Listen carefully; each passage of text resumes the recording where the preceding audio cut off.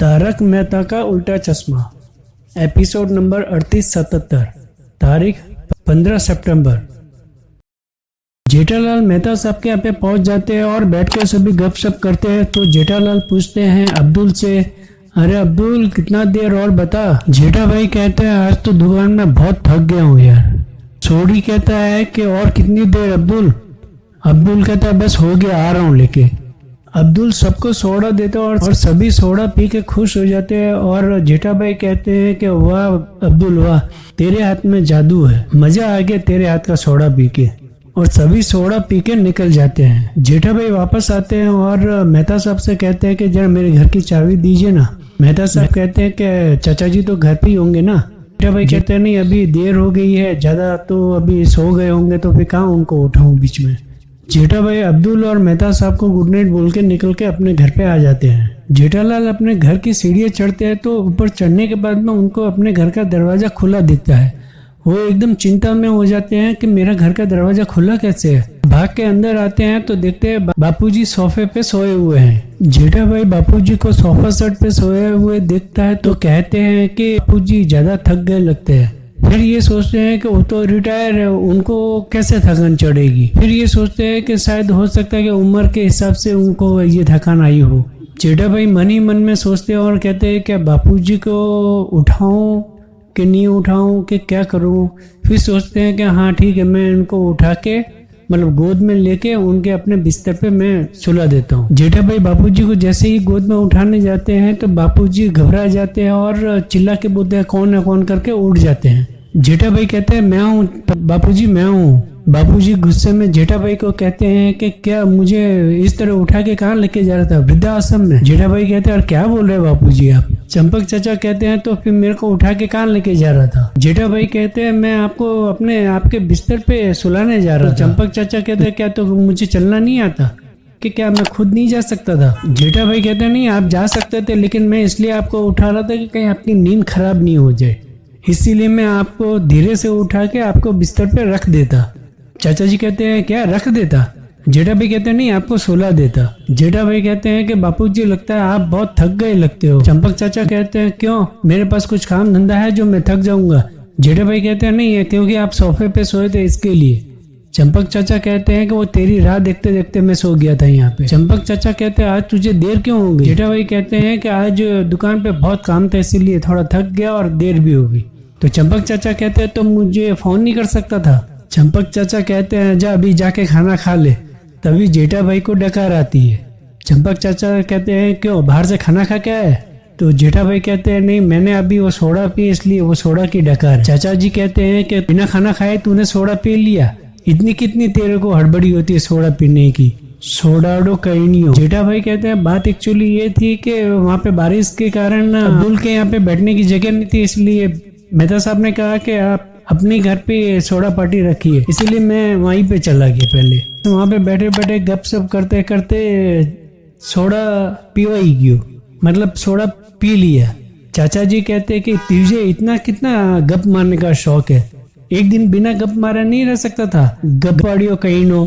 चंपक चाचा कहते हैं अच्छा ठीक है अभी जाके खाना खा ले। तो जेठा भाई कहते हैं अभी का खाना मैं खाऊंगा क्योंकि अभी दुकान पे थोड़ा नाश्ता हो गया था। चंपक चाचा कहते हैं कि खाने के टाइम पे तू नाश्ता करता, तुझे शर्म आती है कि नहीं आती, इतना कितना नाश्ता करने की इच्छा होती है, नाश्तों कनियों। चंपक चाचा कहते हैं ठीक है अभी जाके सो जा, लेकिन अभी ये मत बोलना कि मैं दुकान पे सो के आया हूँ। जेठा भाई कहते हैं नहीं नहीं अभी दुकान पे कहाँ सोऊंगा, लेकिन आज बहुत थक गया हूँ तो जी भर के सोऊंगा।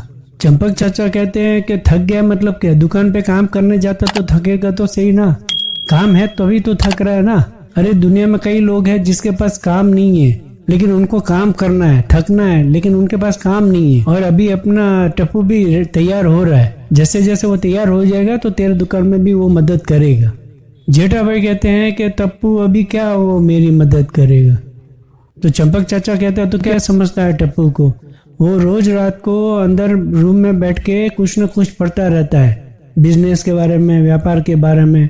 जेठा भाई कहते हैं क्या टप्पू पढ़ता है। चाचा जी कहते हैं हाँ टप्पू पढ़ता है। चंपक चाचा जेठा भाई का हाथ पकड़ के अपने कमरे में लेके जाते हैं। वहाँ जाके जेठा भाई देखते हैं तो टप्पू मोबाइल में कुछ देख रहा होता है। तो जेठा भाई कहते हैं देखिए बापूजी मैंने कहा था अभी भी मोबाइल में लगा हुआ है। कह रहे थे कि ये पढ़ रहा है, ये तो गेम खेल रहा है। तो टप्पू कहता है कि कौन कहता है कि मैं मोबाइल में गेम खेल रहा हूँ। जेठा भाई कहते हैं तो क्या तू पढ़ाई कर रहा था? टप्पू कहता है हाँ मैं पढ़ाई कर रहा था, मैं मोबाइल में बड़े बड़े उद्योगपतियों की आत्मकथा पढ़ता हूँ। जेठा भाई कहते हैं तो उससे क्या होगा?